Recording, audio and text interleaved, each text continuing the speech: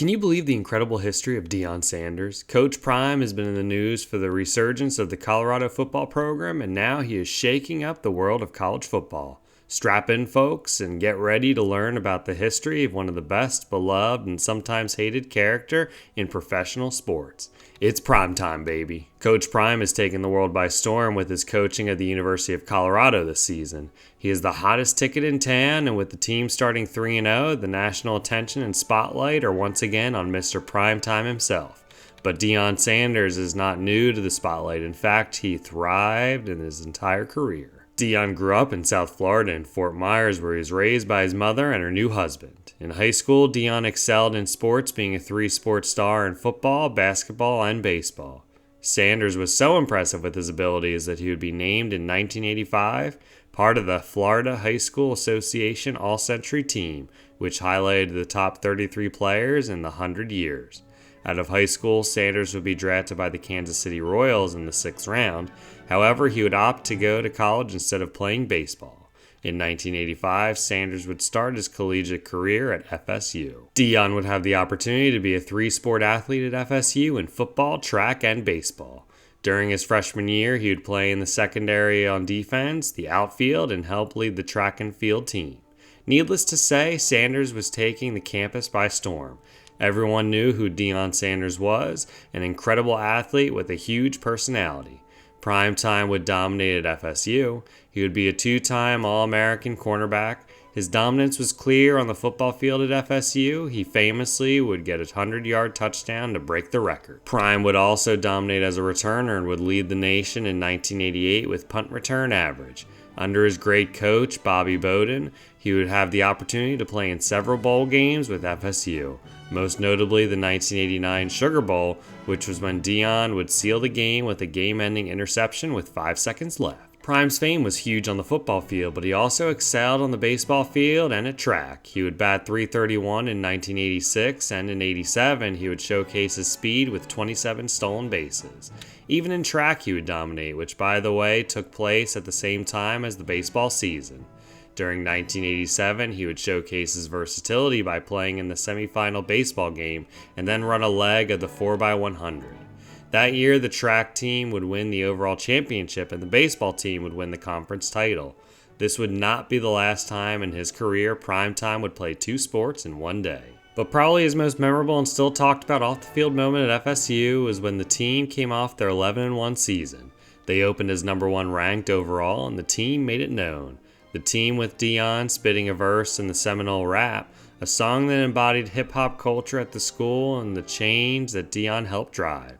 Primetime helped change the way athletes were looked at in college. He became more than just a three-sport star at FSU. He became the brand of Primetime, which just imagine what that would be worth in today's name, image, and likeness. Sanders would continue to embody his Primetime brand as he went into the world of professional sports. Had already been drafted years before in the MLB draft, Sanders would once again be provided the chance to play baseball. This time, however, he would be drafted in the 30th round of the 1988 MLB draft by the Yankees. Compared to years before, when he would be drafted in the 6th round by the Royals, the Yankees would sign Sanders on June 22nd as 30th round pick. He would do something typically unheard of. He wanted his money up front. Sanders would report to the Yankees Gulf Coast team in Sarasota, but didn't want any obligations to play past that first summer. His contract also would include a $1 million insurance policy in case of injury. Sanders at the time thought of it as a summer job essentially, and that baseball was a hobby to pursue to make money before his FSU season. He would hit .284 in 28 games and would open some eyes with his talent and speed. Bobby Bowden approved Sanders to play as long as he returned in time for the football season and would be in shape ready to play.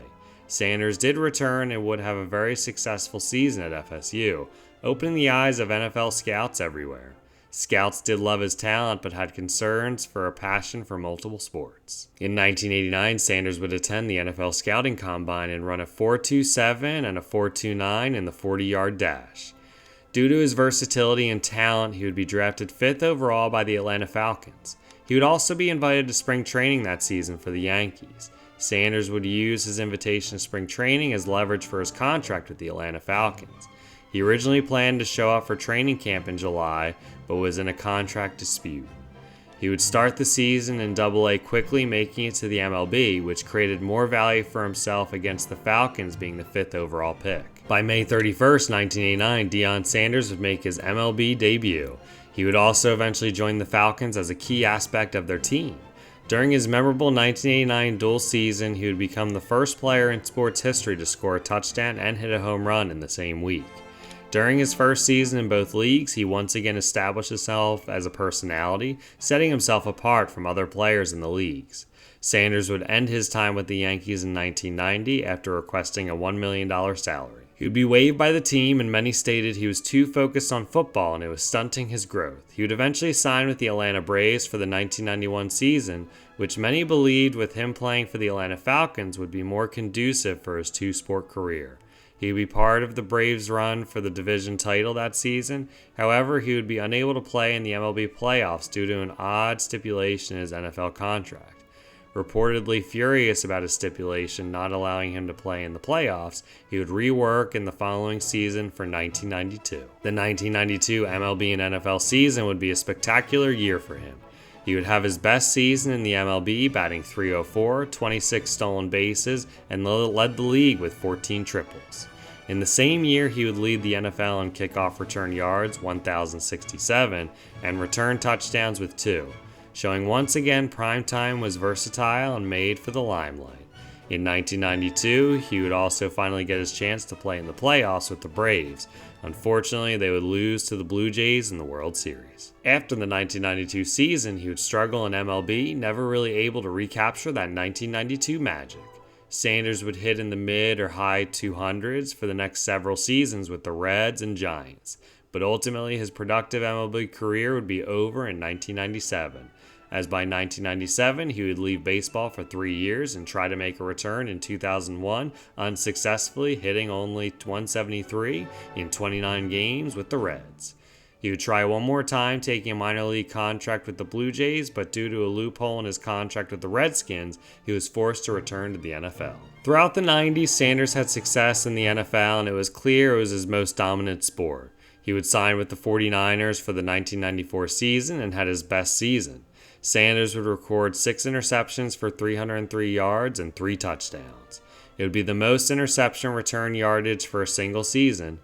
He would win 1994 NFL Defensive Player of the Year and earn a ring from Super Bowl 29. 1995 was known as the year of Deion Sanders, or primetime sweepstakes. Everyone wanted to sign the superstar defensive player. Teams wanted him badly, but he would eventually sign with the Dallas Cowboys on a very lucrative contract for 7 years, $35 million, including a $13 million signing bonus. He was offered more money by the Raiders, but decided to go with the Cowboys for more offensive opportunities and a chance for the Super Bowl. He would help the Cowboys win another championship in the 1995 season, winning Super Bowl 30. Sanders would have several successful seasons with the Cowboys until he would be released on June 2, 2000, where he would quickly sign with the Redskins to a 7-year, $56 million contract. Oddly enough, Sanders would retire after 1 year with the Redskins, which was also the same time he tried to make a Major League Baseball comeback. He would then go back to the NFL once again, playing for the Ravens from 2004 to 2005, then retiring in 2006 after the Ravens did not make the playoffs. This would eventually end his sports playing career, but would lead to the next career of Mr. Primetime himself. Sanders would be inducted into the Pro Football and College Football Hall of Fame in 2011, effectively solidifying his legend as an all-around superstar athlete. Sanders, being the intelligent businessman he was, already was putting himself out there as a player. He would become the spokesman for Sega Sports video games and appear in several commercials for Nike, Pepsi, Pizza Hut, and others. He would also become a TV personality during his retirement from football from 2000 to 2004. He would be a key aspect of CBS, the NFL Today, but Sanders wanted to be the highest paid of any NFL TV analyst for a price of $2.5 million. Throughout the early 2000s, Deion would continue to make sure he would be on TV, cameo in shows, award shows, and make analyst appearances. In 2008, he would even star in his own reality TV show called Deion and Pillar, Primetime Love. Besides TV, Sanders also invested in music and would even have his own album released in 1994 called Prime Time, and Deion would be heard on the Street Fighter soundtrack. He would also mentor several recruits and players throughout the mid-2000s to 2010s as well. Oddly enough, Sanders was also hired as an assistant coach for the Dallas Fury in the National Women's Basketball League. Throughout the late 2000s and into the 2010s and 2020s, Sanders was also focused on being a father. He would have 5 kids in total. Primetime focused on instilling winning attitudes, passion, and respect into his children. Each step of the way with his kids, he also tried to get into the coaching for them. He would get his first coaching job in 2012 at the charter school Prime Prep Academy. He would then go on to coach several other high schools throughout the late 2010s. Coach Prime would finally get his big shot after being a successful prep school coach for several years. In 2020, he would coach Jackson State, which is a HBCU. Sanders would focus on recruiting the top African American players in the country, including bringing his own sons.